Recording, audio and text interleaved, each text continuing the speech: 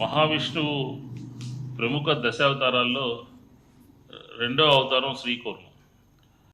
ఇలాంటి దేవస్థానంలో జరిగినటువంటి ప్రాశస్త్యం కలిగినటువంటి దేవస్థానంలో జరిగినటువంటి సంఘటన ఒక బాధ్యతా రాహిత్యానికి, కూటమి ప్రభుత్వం యొక్క వైఫల్యానికి, కూటమి ప్రభుత్వం యొక్క బాధ్యత రాహిత్యానికి నిదర్శనమే శ్రీకూర్మంలో నక్షత్ర తాబేళ్లు మరణించటం అని చెప్పని మనకి స్పష్టంగా అర్థమవుతుంది.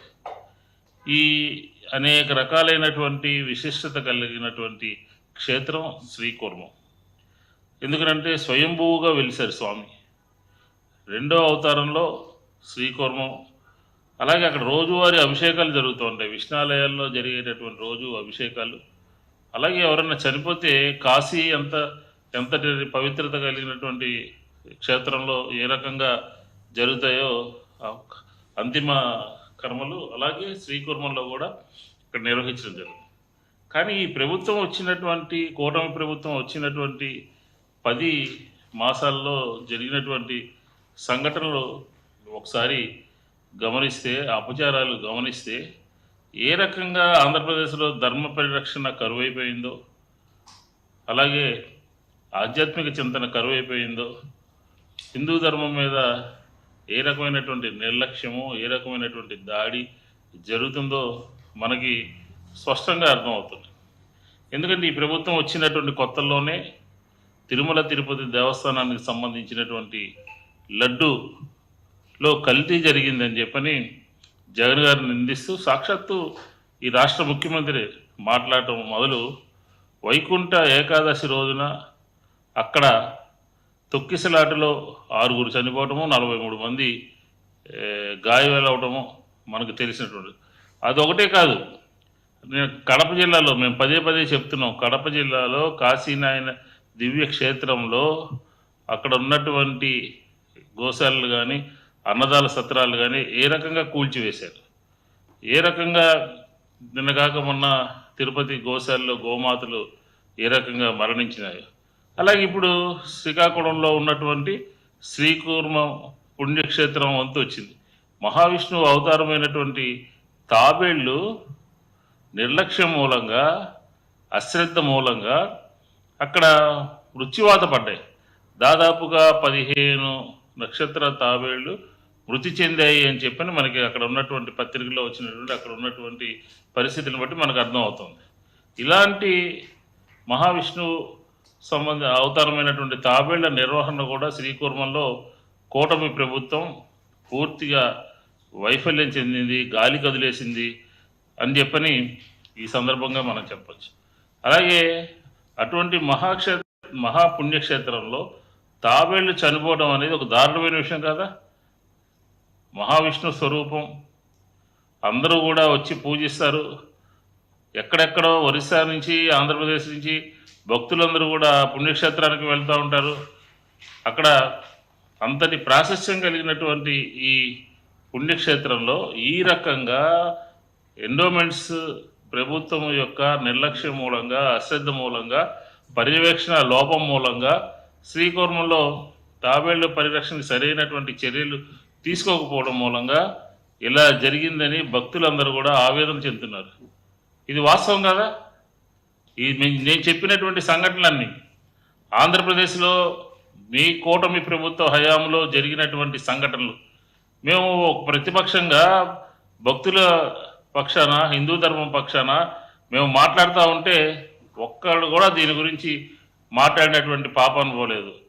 ఇలాగే అక్కడ ఉన్నటువంటి తాబేళ్ల నిర్వహణే కదా, అక్కడ పార్కు యొక్క నిర్వహణ కూడా సరిగా చేయలేనటువంటి దుస్థితిలో అక్కడ ఉన్నటువంటి అధికారులు అందరూ ఉన్నారని చెప్పి మనకు స్పష్టంగా అర్థం. ఒక మాటలో చెప్పాలంటే రాష్ట్రంలో టీడీపీ కూటమి ప్రభుత్వం ఏర్పడిన నాటి నుంచి హైందవ ధర్మానికి వ్యతిరేకమైనటువంటి సంఘటనలు అనేకం జరుగుతూ ఉన్నాయి. దీనికి ఎవరు సమాధానం చెప్తారు? ఎండోమెంట్ శాఖ చెప్తుందా? ప్రభుత్వం చెప్తారా? అధికారులు చెప్తారా? లేకపోతే రాజకీయ నాయకులు, మంత్రులు, ఈ రాష్ట్రంలో పరిపాలిస్తున్నటువంటి వారు చెప్తారా?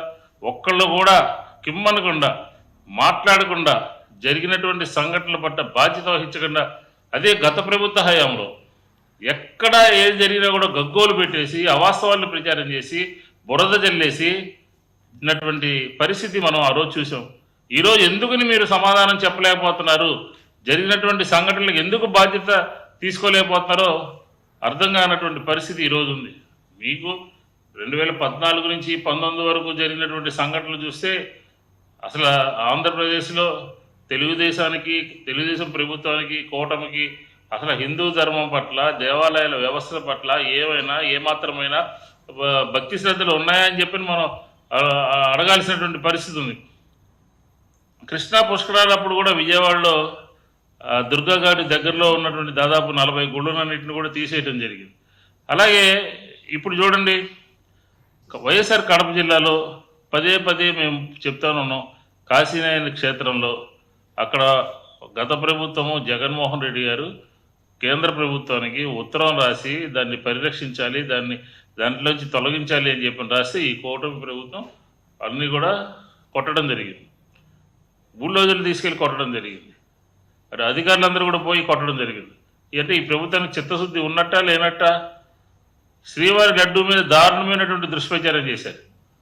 అంటే ఆంధ్రప్రదేశ్లో జరుగుతున్నటువంటి సంఘటనలు ఎత్తి చూపుతూ ఉంటే దీని మీద ప్రత్యేకమైనటువంటి శ్రద్ధ తీసుకోవాలని చెప్పని అడుగుతూ ఉంటే ఎవరు ఎందుకని మాట్లాడలేకపోతున్నారు? ఎందుకని ఇలాంటి సంఘటనలు జరగకుండా ఆపలేకపోతున్నారు? ఎందుకని ఈ దేవాలయాలలో జరుగుతున్నటువంటి నిర్లిప్తత, అక్కడ ఉన్నటువంటి పరిస్థితుల్ని మార్చేటటువంటి చర్యలు ఎందుకు చేపట్టలేకపోతున్నారు? ఈ రాష్ట్రంలో చూడండి ఏం జరుగుతుందో. తిరుమల తిరుపతి దేవస్థానం గురించి పదే నేను చెప్తాను ఉన్నాం, చర్యలు తీసుకోండి అని చెప్పని. అక్కడ జరిగినటువంటి వినాశనంలో జరిగినటువంటి బోటింగ్ కానివ్వండి, అలాగే చెప్పులు వేసుకుని గుడి మీదకి రావడం కానివ్వండి, అలాగే తొక్కిసలాట జరిగిన కానివ్వండి, గోమాతల విషయం కానివ్వండి, అలాగే కాశీనాయన క్షేత్రం కానీ, ఇప్పుడు ఫైనల్గా శ్రీకూర్మంలో జరిగినటువంటి తాబేళ్ల పట్ల నిర్లక్ష్య వైఖరి. అక్కడ ఉన్నటువంటి ఎండోమెంట్స్ ఈవో ఏం చేస్తున్నాడు? అక్కడ 3 జిల్లాలకు ఉండేటటువంటి అధికారి ఏం చేస్తున్నాడు? ఈ దేవాలయాల వ్యవస్థ అంతా కూడా సరైన విధంగా చర్యలు చేపట్టి భక్తులకి సరైన సౌకర్యాలు కల్పించడంలో కానీ, అక్కడ ఉన్నటువంటి ఆ ప్రాశస్యాన్ని కాపాడటంలో కానీ నిర్లక్ష్యంగా పూర్తిగా వైఫల్యం చెందింది ఈ కూటమి ప్రభుత్వం అని చెప్తా ఉన్నాం. ఎందుకంటే అక్కడ ఉన్నటువంటి దాదాపుగా 200 తాబేళ్లు ఉన్నట్టున్నాయి. వాటిని మీరు పరిరక్షించలేరా? వాటిని కాపాడలేరా? వాళ్ళ పట్ల చర్యలు తీసుకోలేరా?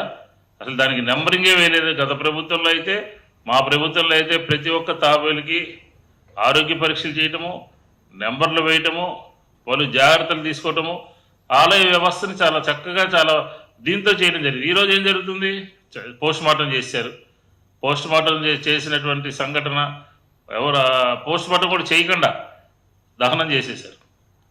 ఎందుకని ఆ రకంగా చేయాల్సి వచ్చింది? గతంలో ఏదైనా జరిగితే ఒక పద్ధతి ప్రకారం పై అధికారులకు ఇన్ఫామ్ చేసి దాన్ని సరైనటువంటి చర్యలు తీసుకున్నటువంటి పరిస్థితి మనకు కనపడేది. ఈరోజు పోస్ట్ మార్టం లేదు, నెంబరింగ్ లేదు, అక్కడే పక్కనే దహనం చేయటము, గుడి ఈవో ఆఫీస్ వెనకాలే దహనం చేయటము. అసలు ఎక్కడ పోతుంది ఆంధ్రప్రదేశ్లో హిందూ ధర్మం? ఎక్కడికి పోతుంది ఆంధ్రప్రదేశ్లో దేవాలయ వ్యవస్థ? అంటే మేము ప్రతిరోజు మాట్లాడుతూ ఉన్నా ప్రభుత్వానికి చీమ కుట్టినట్టు లేదు. కాకపోతే బురద జల్లమంటే మాత్రం బురద జల్లేస్తారు. ఇతరుల మీద బురద జల్లడానికి, జగన్మోహన్ రెడ్డి గారి మీద బురద జల్లడానికి, వైఎస్ఆర్ కాంగ్రెస్ పార్టీ మీద బురద జల్లడానికి రెడీగా ఉంటారు. మా హయాంలో హిందూ ధర్మాన్ని కాపాడినట్టుగా, దేవాలయ వ్యవస్థని కాపాడినట్టుగా, ఆధ్యాత్మికమైనటువంటి చింతనని ఆంధ్రప్రదేశ్లో ప్రతిబింబించింది ఆనాడు ఉన్నటువంటి వైఎస్ఆర్ కాంగ్రెస్ పార్టీ ప్రభుత్వం. కానీ ఈనాడు వరుస సంఘటనలు జరుగుతూ ఉన్నాయి. ఎక్కడ ఏ సంఘటన పట్ల ప్రభుత్వం కానీ, సంబంధిత అధికారులు కానీ, సంబంధిత మంత్రులు కానీ ఎక్కడ కూడా బాధ్యత తీసుకున్నటువంటి కార్యక్రమం లేదు.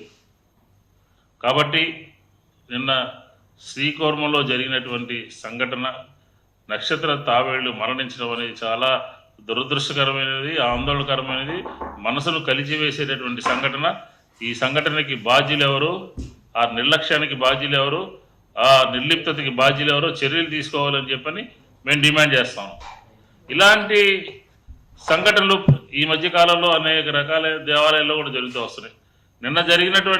నిన్న మన విజయవాడ కనకదుర్గమ్మ దేవస్థానంలో ఈవోను వేయలేదు ఇంతవరకు.